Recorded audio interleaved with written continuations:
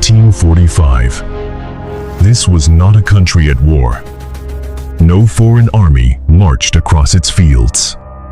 No siege cut off its ports. No drought scorched the land into dust. The fields were green. The roads were open. The harbors were alive with ships coming and going. And yet, people began to starve. Not in some distant, abstract way. Not slowly, over generations, but visibly, suddenly, in plain sight. Men collapsed along roads they had walked their entire lives. Children went silent in cottages that still stood upright. Villages emptied, not because they were destroyed, but because the people inside them disappeared. This was not the image of a civilization under attack. It was the image of a society failing quietly, while everything appeared normal. Ireland was not cut off from food. It was producing it. Grain moved across the countryside. Cattle were driven toward ports. Ships departed, their holds heavy, their sails full. Food existed. Markets functioned. Exports continued. And still, hunger spread. What unfolded in Ireland after 1845 would later be labeled a famine. But that word carries a dangerous implication. It suggests absence. It suggests inevitability. It suggests a natural disaster beyond human control. This was none of those things. Ireland did not starve because food vanished. It starved because access to food was denied. The catastrophe that followed was not the result of chaos. It was the result of order. The system did not break down. It operated exactly as intended. And that is what makes this story so unsettling. Ireland was legally bound to the richest empire on earth. An empire at peace.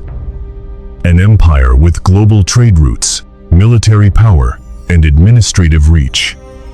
What existed instead was a belief that markets must not be interfered with. That property mattered more than survival. That suffering was an unfortunate but necessary correction. As the potato fields began to rot, the true crisis was not yet visible. The disease in the soil was only the first crack. What followed would expose something far more lethal than any pathogen. A political and economic system willing to watch people die, so long as its rules remained intact. This is not the story of a failed harvest. It is the story of a society that chose ideology over life.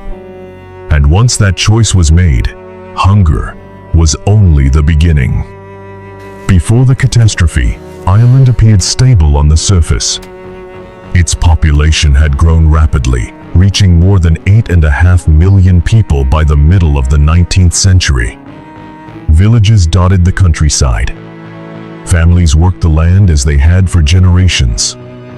Life was hard, but it was familiar, predictable, and tightly structured around survival. That survival depended on one thing: the potato. For the rural poor, the potato was not a preference. It was a mathematical necessity. Small plots of land, often no larger than a few acres, had to feed entire families. Rent was high. Wages were low. The potato solved that equation. It could grow in poor soil. It produced high yields. It could feed a family from a small patch of ground. In many households, it was not simply the main food. It was the only food. This created a society balanced on a single biological pillar. One crop, one harvest, one margin for error. But this dependency did not arise by accident. Most Irish farmers did not own the land they worked. They rented it, often on short and insecure terms, from landlords who lived elsewhere. Land was divided and subdivided as families grew, shrinking plots with each generation. The pressure to extract maximum calories from minimal space was relentless.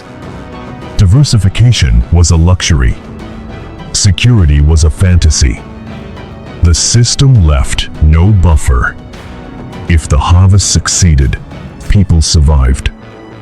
If it failed, there was nothing beneath it. And yet, Ireland was not an isolated island, scraping by at the edge of Europe. It was deeply embedded in a global economy. Large estates produced grain. Pastures supported cattle. Ports connected Ireland to Britain and beyond. Food flowed outward. Money flowed upward. The rural poor existed almost entirely outside that flow. They did not starve because food did not exist. They starved because they did not control it.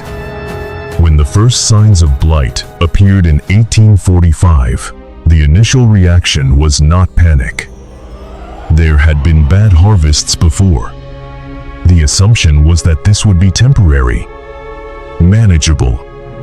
But this time, the rot spread fast. Fields that had sustained families for decades turned black. Tubers dissolved into foul-smelling pulp. Stored supplies collapsed in cellars and pits. The biological failure was sudden. The social failure was immediate. Because beneath the surface of everyday life, Ireland had already been stripped of its margin for survival. The potato did not merely feed the population. It concealed the structural weakness of the entire system. And when it failed, that weakness was exposed all at once. What followed was not chaos, but a test. A test of whether the political and economic structures governing Ireland would bend to human need or remain rigid in the face of mass suffering. That test was about to begin. The trigger arrived quietly. In the late summer of 1845, something unusual began to appear in the potato fields. Leaves darkened at the edges. Stems weakened. What had looked healthy days earlier collapsed without warning. When farmers dug into the soil, they found the tubers soft, discolored, and dissolving into a foul-smelling mass. This was Phytophthora infestans, a fungus-like organism, invisible to the eye, carried by wind and moisture. Once it took hold, it moved fast. Entire fields could be destroyed in days. For families whose survival depended on that crop, the effect was immediate and devastating. Food stores vanished before winter had even begun. What was meant to last months was gone. At first, many believed the damage would be limited. Blight had appeared before. Crop diseases were not unknown. The assumption was that this was another bad season that would correct itself. But this blight did not behave like previous failures. It returned the following year, and the year after that. Each season cut deeper into the food supply. Ireland had become an ecosystem with no redundancy. A monoculture not just in agriculture, but in survival strategy. When the potato failed, there was no secondary staple to fall back on. No diversified food base. No meaningful reserves held by those who needed them most. The population was not merely poor. It was exposed. Hunger weakened bodies. Disease followed hunger. Fever, dysentery, and cholera moved through communities already stripped of resistance. Starvation was rarely quick. It was a slow unraveling. People ate seed potatoes meant for the next season. They consumed weeds, shellfish, anything remotely edible. By the time it became clear that the blight was not temporary, the damage was already irreversible. The food base had collapsed. The population had been weakened. The margin for recovery was gone. The pathogen did not destroy Ireland on its own. It revealed how little stood between survival and death. What followed would depend not on biology, but on policy. Ireland did not face the blight as an independent nation. By the time the potato began to fail, Ireland had already been politically absorbed into a larger system. The Act of Union had dissolved the Irish Parliament and folded the island directly into the United Kingdom. In legal terms, Ireland was part of the state itself. On paper, this meant protection. In practice, it meant distance. Decisions affecting Irish lives were made elsewhere by legislators who neither lived among the population nor depended on the land for survival. Ireland's fate was debated in rooms far removed from the fields where hunger was taking hold. Ireland belonged to one of the richest and most powerful empires in the world. Britain commanded global trade routes, controlled vast resources, and enjoyed relative peace during the 1840s. Yet, when the crisis struck, Ireland was treated not as a central responsibility, but as a peripheral problem. Public discourse framed Irish suffering through judgment. The rural poor were portrayed as improvident and dangerously dependent on a single crop. Their reliance on the potato was not seen as a structural necessity, but as a moral failing. Even when assistance was offered, it came with conditions. Relief kitchens run by private organizations sometimes required recipients to abandon their Catholic faith in exchange for food. Hunger became leverage. Survival became a transaction. The British state remained committed to the belief that large-scale intervention would do more harm than good. The fear was not starvation, but dependency. Ireland was not undergoing a temporary downturn. It was experiencing the collapse of its primary food source in a society with no alternative means of survival. Market adjustment could not function where people had nothing left to sell, save, or substitute. The crisis was no longer agricultural. It was political. The stage was set. With the harvest collapsing and the population weakening, the fate of millions would now be decided not by weather or disease, but by policy. What followed was not chaos. It was procedure. As hunger spread, the British administration did not respond with emergency powers or mass relief. It responded with rules, with forms, with principles rooted in economic theory rather than human need. At the center of this response was an unwavering commitment to laissez-faire. The belief that markets, left alone, would correct themselves. That intervention would distort prices, undermine discipline, and create dependency. In Ireland, this belief became lethal. Relief was deliberately designed to be insufficient. One of the most consequential policies was the poor law system. Responsibility for aid was placed on local poor law unions, funded by property taxes.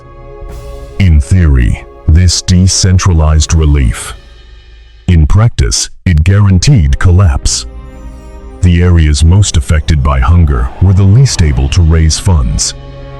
Workhouses filled beyond capacity. Families were separated at the doors.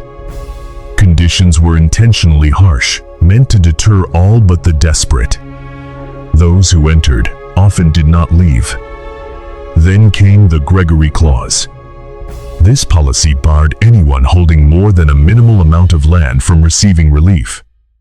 Its effect was brutal and precise. Families were forced to surrender their plots in order to qualify for aid. For a tenant with 2 acres, the choice was simple and impossible. Keep the land and watch his children starve. Or give it up and survive with nothing left to return to. People were not simply starving. They were being cleared. Landlords, protected by law, moved quickly. Tenants who could not pay rent were evicted en masse. Entire villages were dismantled. Roofs were torn off cottages to prevent return. In some places, eviction was not announced. Families left in the morning to search for food and returned to find their homes already unroofed. Eviction did not pause for hunger. It accelerated because of it. The state did not intervene to stop this process. Existing land laws prioritized property rights above all else. Clearing the land was framed as economic rationalization. Consolidation was efficiency. Human cost was collateral. As resistance grew, the response hardened. The Crime and Outrage Bill of 1847 expanded policing powers. Troops were deployed not to distribute food, but to maintain order, to protect property, to ensure that exports moved uninterrupted. Food continued to leave Ireland. Grain, cattle, and dairy products moved under armed guard to ports. Ships sailed on schedule. The government was willing to use force, just not to stop starvation. By the time 1847 arrived, the foundations of Irish society had already been dismantled. The population was weakened. The land had been cleared. The relief systems had failed exactly as predicted. What remained was not recovery, but exhaustion. The disaster was no longer unfolding at the margins. It was now undeniable, visible along roadsides, in the workhouses, in the silent villages. The year 1847 became known by a single name, Black 47. By then, the repeated failures of the potato harvest had stripped entire regions of their food base. Disease followed hunger with ruthless efficiency. Roads filled with people moving not toward opportunity, but away from death. This was the year when mortality peaked. Hundreds of thousands died from starvation and the illnesses that accompanied it. Fever swept through weakened bodies. Dysentery spread in overcrowded shelters. Cholera followed the paths of displacement. And while this was happening, Ireland continued to produce food. Ships left Irish ports daily, their cargo holds filled with grain, livestock, and dairy products. Cattle were driven across the countryside under armed escort. Food moved past starving bodies. The contradiction became impossible to ignore. Ireland was starving in the midst of abundance. Black 47 was not simply the worst year of death. It was the year when the moral logic of the crisis was fully exposed. The system had options. It chose continuity over compassion. It chose order over survival. The year passed with no decisive reversal. The exports continued. The deaths accumulated. The population drained away through ports and graveyards alike. By the end of 1847, Ireland had been fundamentally altered. Entire regions were hollowed out. Communities collapsed. The connection between land and people was severed, often permanently. Black 47 marked the point of no return. When the worst years passed, Ireland did not recover. It diminished. More than 1 million people were gone, taken by hunger and disease in the span of a few years. But the full scale of the catastrophe cannot be measured only by those who died. It must also include those who left. Emigration became a tide. Families sold what little they had to secure passage. Entire communities dissolved as people boarded ships bound for Britain, North America, and Australia. For many, the journey itself was lethal. Ships were overcrowded. Disease spread easily. Some never arrived. Others arrived weakened, carrying trauma that would shape their descendants for generations. A mother counted heads as the ship pulled away from shore. One was missing. There was no turning back. Ireland did not simply lose people. It lost continuity. Villages emptied permanently. Fields that had been worked for centuries fell silent. The social fabric that had bound land, family, and labor together unraveled beyond repair. In some regions, population levels never returned to what they had been before the famine, even more than a century later. Ireland became a country defined by departure. The diaspora reshaped nations across the Atlantic. Irish communities formed abroad, preserving language, memory, and grievance. What they carried was not just culture, but a story of betrayal. A belief that the catastrophe had been allowed, not merely endured. At home, trust in governance was shattered. The relationship between Ireland and the British state was permanently altered. The famine did not create Irish nationalism, but it radicalized it. Political dissatisfaction hardened into moral outrage. Demands for land reform, autonomy, and self-rule gained new urgency. The land itself bore witness. Ruined cottages remained scattered on hillsides, their stones slowly reclaimed by moss and grass. These were not ancient ruins. They were the remnants of lives interrupted within living memory. Silence became part of the landscape. Ireland, after the famine, was smaller, poorer, and profoundly altered. Its population would continue to decline for decades. The wound did not close. It shaped language, politics, and identity long after the blight had faded. And yet, the most unsettling aspect of this catastrophe lies not only in what was lost, but in what was revealed. The famine demonstrated that mass death could occur without war, without drought, and without the collapse of production. It showed that starvation could exist alongside abundance. That food could move freely while people died in its shadow. Ireland did not starve because it lacked food. It starved because it lacked protection. The responsibility of governance is not merely to maintain order, but to preserve life. When that responsibility is abandoned, the results are measured not in economic indicators, but in graves, absences, and generations erased. An Gorta Mór endures as memory not because it was inevitable, but because it was allowed. Ireland emerged from the famine irrevocably changed. Not defeated in battle, not conquered by nature, but reshaped by a disaster that revealed the true cost of valuing order over life. When the next crisis arrives, and it will, the question will not be whether resources exist. The question will be, who is allowed to reach them? Anyway, I'm Tom. I look back, not for nostalgia, but to see how ordinary rules shape extraordinary suffering. History isn't made only by events. It's made by what people choose to ignore. This is how we keep history reborn.